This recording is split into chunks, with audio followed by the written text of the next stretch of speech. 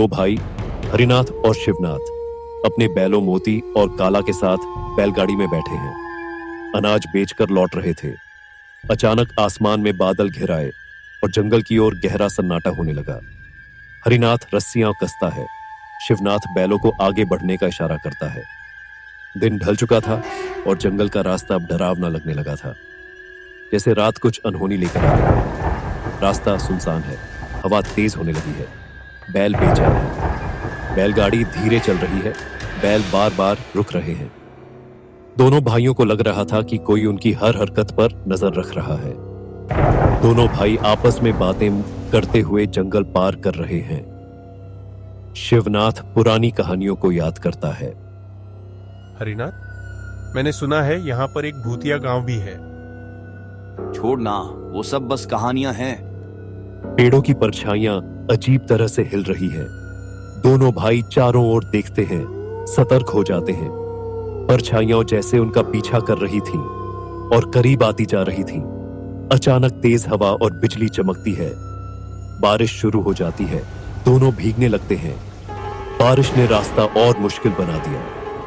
अब कहीं रुकना जरूरी था, क्योंकि अब बारिश में कीचड़ ज्यादा हो चुका था, तो बैलों के पैर भी जवाब देने लगे थे। जंगल के बीच उन्हें एक उजड़ा हुआ सा गांव दिखाई दिया। दोनों भाई बैलगाड़ी उसी दिशा में मोड़ देते हैं। दोनों को डर तो लग रहा था, लेकिन फिर भी हरिनाथ ने साहस किया और उस उजड़े हुए गांव की ओर चल दिए। बारिश से बचने के लिए यहीं रुकना पड़ेगा। लेकिन ये जगह ठीक नहीं लग रही। मजबूरी में दोनों उस भूतिया गांव में प्रवेश कर जाते हैं। गांव सुनसान है, टूटी झोपड़ियां और खुले दरवाजे हवा में हिल रहे हैं। दोनों भाई उतरते हैं और चारों ओर देखते हैं। यह गांव खाली था, लेकिन ऐसा लग रहा था जैसे कोई उन्हें देख रहा हो। शिवनाथ को अपने घर वालों की झलक दिखती है। वह उनकी ओर दौड़ता है, पर वे गायब हो जाते हैं। माँ, रुको। आवाज अचानक रुक जाती है और चारों ओर फिर वही सन्नाटा फैल जाता है। उसी अंधेरे में एक घर के बाहर एक बूढ़ा और बूढ़ी खड़े दिखाई देते हैं। बारिश की बूंदें उनके ऊपर गिर रही हैं, लेकिन वे हिल नहीं रहे। बूढ़ा धीरे धीरे हाथ उठाकर इशारा करता है अंदर आने का। जैसे ही वे दरवाजे के पास जाते हैं, तो दरवाजा खुद ब खुद चरमराने लगता है। हरिनाथ को लगा जैसे वे दोनों पहले से ही जानते थे कि कोई आने वाला है, जैसे वे उनका इंतजार कर रहे हों। घर के अंदर हल्की पीली रोशनी, दीवारों पर लटकती पुरानी चीजें और एक कोना जो पूरी तरह अंधेरे में डूबा हुआ है। बूढ़ी चुपचाप खाना परोसती है। बूढ़ा दोनों भाइयों को घूरता रहता है, जैसे कुछ पहचानने की कोशिश कर रहा हो। बाबा, यहाँ कोई और नहीं दिख रहा। बूढ़ा हल्की मुस्कान के साथ जवाब देता है, रात में सब अपनी अपनी जगह पर होते हैं, तो वह सब तुम्हें यहाँ कैसे दिखाई देंगे? बाबा के इतना कहते ही दोनों को थोड़ा अजीब लगा। फिर भी हरिनाथ ने कहा, बाबा, हम आपके घर में ठहर रहे हैं, इसके लिए आपका बहुत बहुत धन्यवाद।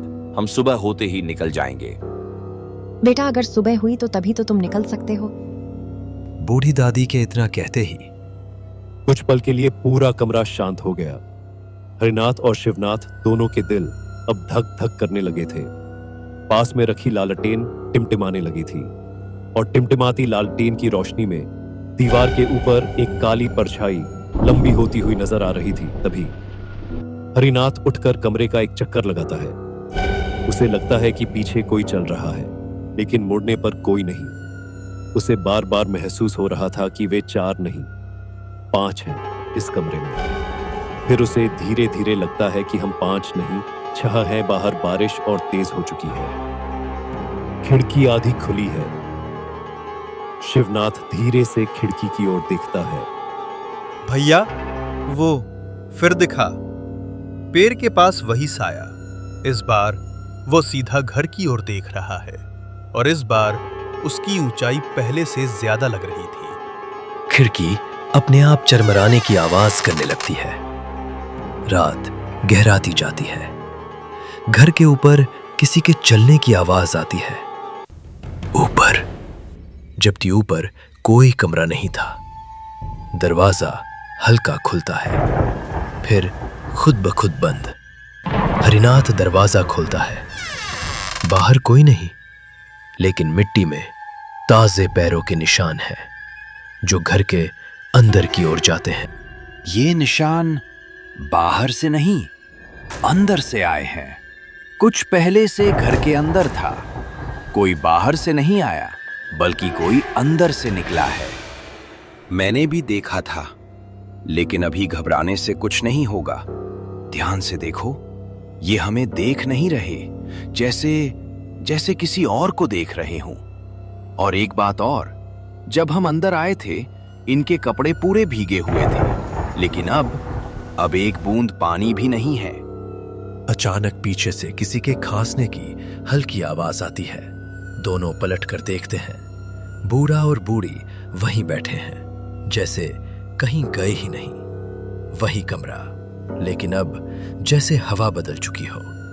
दिए की लौ बार बार कांप रही है और दीवारों पर पड़ती परछाइयां धीरे धीरे लंबी होती जा रही हैं। हरिनाथ धीरे से उठता है, एक कदम आगे बढ़ाता है, फिर रुक जाता है। शिवनाथ उसकी बाह पकड़ लेता है। भैया, आपने देखा था ना, ये दोनों अभी यहां नहीं थे।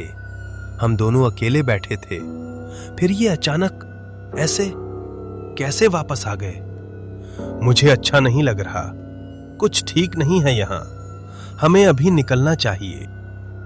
तुम सही कह रहे हो शिवनाथ। चलो चुपचाप यहां से निकलते हैं। वे दोनों वहां से चुपचाप बाहर जाने लगते हैं, जहां पर बैलगाड़ी खड़ी थी। बारिश अब रुक चुकी थी। जैसे ही वे बैलगाड़ी पर बैठने की कोशिश करते हैं, तभी पीछे से एक बूढ़े आदमी की रहस्यमयी आवाज आती है। अरे बेटा, कहाँ जा रहे हो? तुम्हें क्या लगा हमें पता नहीं लगेगा? अभी तो दिन भी नहीं निकला है। तुम यहाँ से नहीं जा सकते हो, समझे? चुपचाप वापस घर चलो। तो दोस्तों, यहाँ तक ये कहानी आपको कैसी लगी कमेंट में जरूर बताइएगा। और दोस्तों, हरिनाथ और शिवनाथ क्या इस भूतिया गांव से बच पाएंगे, या वो भी दूसरे लोगों की तरह इस गांव का हिस्सा बन जाएंगे? अपनी राय कमेंट में जरूर देना। और दोस्तों, यदि आपको सेकंड पार्ट देखना है तो कमेंट जरूर करें। और जितने भी नए व्यूअर्स इस वीडियो को देख रहे हैं, प्लीज़ वो चैनल को सब्सक्राइब करें और बेल आइकन को ज़रूर से ऑन कर लें। और हाँ दोस्तों, जब तक आप लोगों का कमेंट नहीं आएगा, तब तक हम सेकंड पार्ट अपलोड नहीं करेंगे। तो दोस्तों, आपके कमेंट का इंतज़ार हमें है, तो आप कमेंट करिएगा। धन्यवाद।